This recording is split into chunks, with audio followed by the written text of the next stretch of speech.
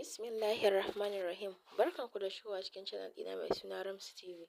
Mai sauraro kada fa ku manta da ku danna subscribe, ku like, ku comment, ku share da haka ne zai ƙara min ƙarfin gwiwa ci gaba da kawo muku shirye-shirye masu daɗin gaske. Bariki bashi da riba kashi na biyu. Ƙarya ne maka ne saboda na rama shi ne yanzu ka ji haushi? Dan adam kenan. Mai sauraron a nan za ku san labarin Didi, sunanta, shekarunta, 'yan uwanta da kuma dalilin da na fara bariki. Yar uwa, shin kina fama da bushewa, rashin ni'ima, ba kya iya gamsar da oga, ba kya jin daɗin saduwa, ba kya rike da oga, ba kya gigita shi? So ki kwantar da hankalin ki saboda kamfanin Ramsu kayan mata mun kawo muku wani sabon product mai suna kin fi su daɗi. Kin ga wannan product ɗin nan? Hajiya, in baki taɓa jin oga na ihu ba ki zo ki jarraba wannan product ɗin nan, ke kanki sai kin ji daɗi sosai sosai. Yana saka oga ihu, yana rikirkita mai gida, yana gigita shi. Ke kanki za ki ji daɗin amfani da product ɗin nan. Sauran ƙarin bayani sai kin jarraba. Yar uwa, mai kike jira? Yanzu lokaci ne fa lokacin gyara. Mata a fito a gyara. Gyara shine mutuncin, shine martabanki.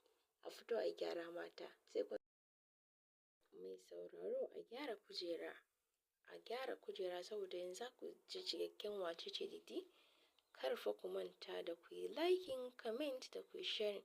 In kuma baki subscribe ba dan Allah ai subscribe, mun gode sosai.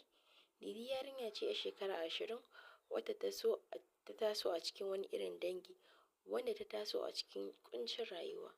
Da na sani, rashin kulawa, rashin soyayya, rashin tarbiyya, rashin adalci, amma a hakan ta koya wa kanta abubuwa da yawa a ciki har da sana'o'i wanda da shi take gyara kanta kuma take kulawa har da wasu ƙannen nata. Kwatsam wata rana da yamma ta wata sabuwar ƙawa wacce ta yi sanadiyar canja abubuwa da dama a rayuwarta. Mai sauraro, da fatan dai an yi subscribe sannan a danna alamar ƙararrawa don samun sabon shirye-shiryenmu da zarar mun ɗora. Me kike jira yanzu, 'yar uwa da bai danna subscribe ba? Ki maza maza ki danna subscribe saboda daga nan littafi za ku fara jin daɗi da ingancinsa. Ta samu sabuwar ƙawa wata rana da yamma wacce ta yi sanadiyar ta na canja komai daga rayuwarta. Sunar ƙawar Debbie. Debbie yarinya ce fitacciya wacce ba ta da aiki sai bin maza. Bin mazan mutane da kuma haɗa su da ƙawayenta. Ba fa a iya nan ta tsaya ba, har iyayenta ma sun san abin da take yi kuma ba su isa su mata magana ba.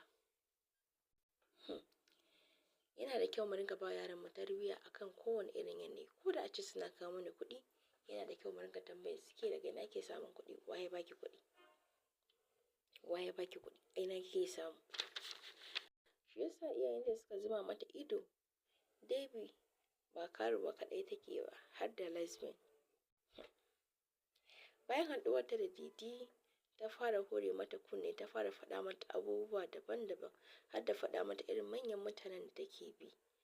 Da ke binta kuma a Abuja. A farko Didi ba ta amincewa da shawarar da take bata, kuma Debbie ba ta janye ƙasa.